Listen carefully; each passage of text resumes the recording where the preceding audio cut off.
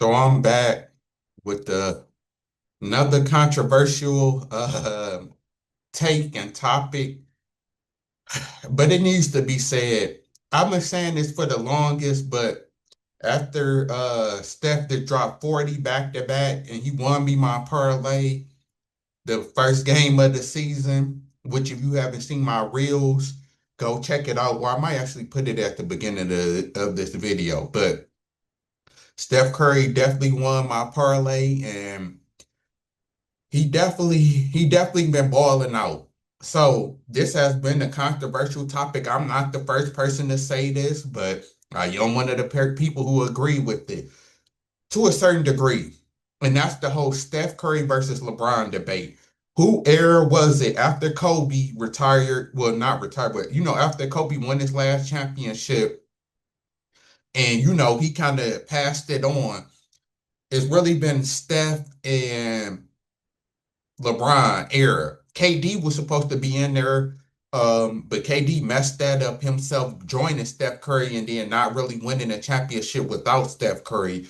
Despite what KD said, I know KD got to talk about he won two Finals MVPs, KD whatever, but it's really been who era was it for the 2010s? Basically, who dominated the 2010s and who's the better player? Now, I will start with if you've been following my channel and you know me, you know that I'm not the biggest LeBron fan. Uh I've been that way for a while now. I never really been um you know, I can be looked at as a LeBron hater, but to me, I'm the subjective and I just tell the truth about it. So but it is what it is. I'm not the LeBron biggest fan, and I definitely don't think he better than Kobe, which actually my first video was sports related video on this channel breaking down him versus Kobe. So I get all of that, but I give LeBron his credit. Like some stuff you just can't deny. So in terms of being the greatest or the best, uh, still technically I have to put LeBron over him, and I can't with a straight face say that Steph is should be ranked higher than LeBron because when I did my top 10 list, I think it was last year or the year before, and I had Steph, I think 10, and I think I had LeBron 5. So nothing that crazy has happened in between the past year or two for me to just move LeBron back and move Steph up. So I still have them ranked about the same. LeBron still does have more MVPs. They got the same amount of rings, but LeBron got more finals MVPs. He got more stats, more all-star appearances, more all NBAs, all of that type of stuff. We know that LeBron still has over Steph. Then we know he's a taller, more athletic player and things like that. So, given that LeBron has more MVPs, more Finals MVPs, the same amount of rings, more All NBA, more all-time scoring lists and stuff, I still have to technically put LeBron over Steph when it comes to the all-time ranking and the all-time list. Now, but when we talk about this is where the split is kind of at. Now it's not, it's way closer with Kobe and LeBron when it comes to their accomplishments because Kobe still technically has one more ring than LeBron. He still has more scoring titles than LeBron, more all NBA first team defense than LeBron. Certain stuff is still debatable with LeBron versus LeBron kind of have more everything than Steph because LeBron even got more all NBA defense than Steph do. But when it comes to if I'm starting a team, I'm taking Steph Curry. And I mean that like people might think I'm crazy. I put my hand on the Bible today. If I'm starting a team and my choices is LeBron or Steph, I'm going with Steph Curry all day and tomorrow. I would just rather have Steph Curry on my team. I would rather build around him.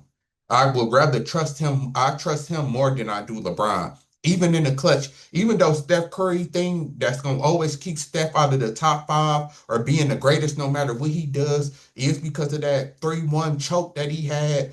it's really hard to overcome that, and that's always going to be a big stain on his resume. On top of only having one Finals MVPs out of four rings, because we look at Kobe, who had and who didn't have who had three rings but always got talked about but not having finals MVPs. So and he still get and Kobe still get attached to Shaq and saying Shaq carried him. So Steph kind of can't escape that also. So of course I get that. Then Steph is not known as a great defender. I understand that also. So that's why Steph would never be like in that, like, some people try to compare Steph to Kobe, or it was a list that Steph was over Kobe. Like it's not even close when it comes to that. But when it comes to, like, even when we look at Team USA, what happened, that Steph was the one that saved them in that final game over LeBron, just how kind of like Kobe did in '08. Like, I just trust Steph more in the clutch. I trust Steph more to get it done. Of course, I would prefer to watch Steph Curry than LeBron. I would prefer to have Steph Curry on my team over LeBron. And I always said I can even see Steph aging better than LeBron. I know LeBron was playing great in his 40s, that made all NBA second team, I think. But we seeing Steph now still dropping 40 back to back, is still looking great.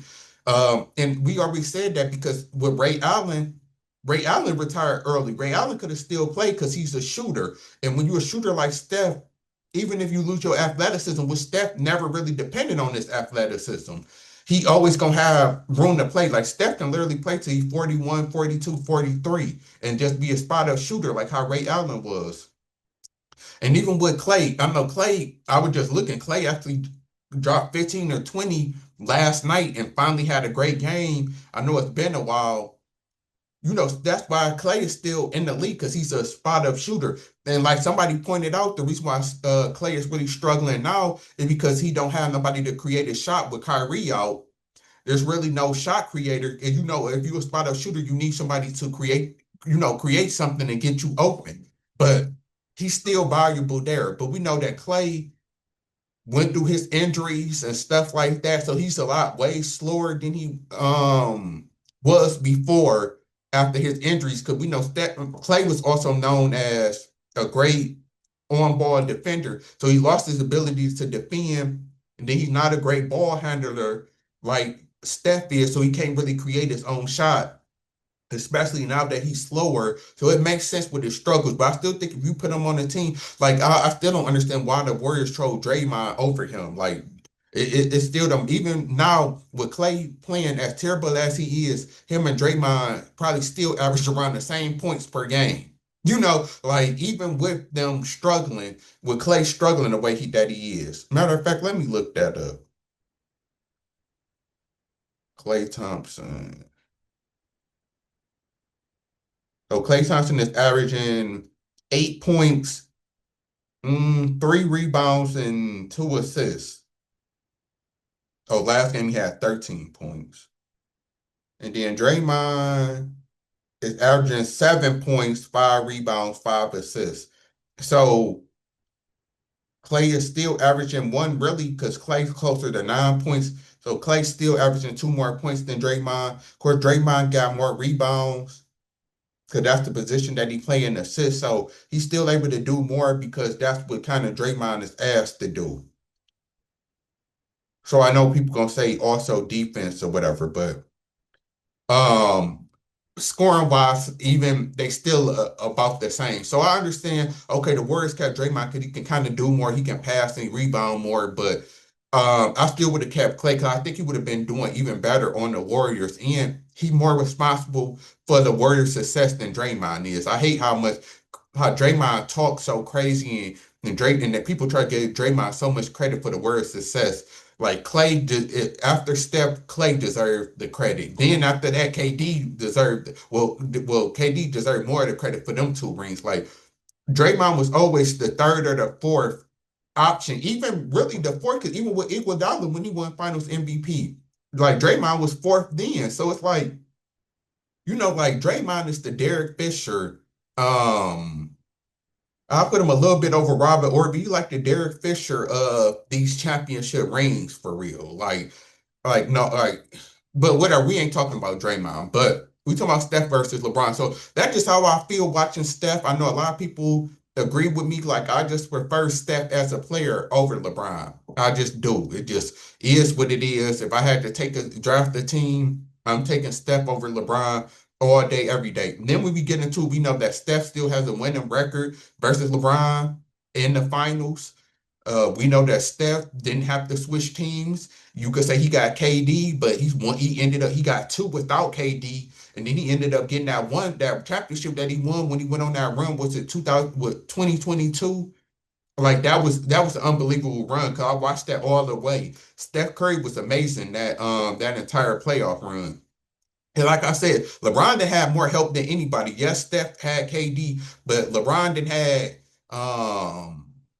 no, I said no. Steph had KD, but LeBron had Kyrie, Knight, he had Luka, Dwayne Wade. Like nobody in NBA history has had more help than LeBron now. People used to always say, "Oh, LeBron carrying the Cavs team and LeBron ain't had no help." Now you can't use that excuse with LeBron no more. LeBron has literally played with more All-Stars and Hall of Famers and number one picks than anybody. 'Cause I think they just said that this year with playing with DeAndre Ayton. Like nobody has played with more number one picks than LeBron. So that's just how I feel.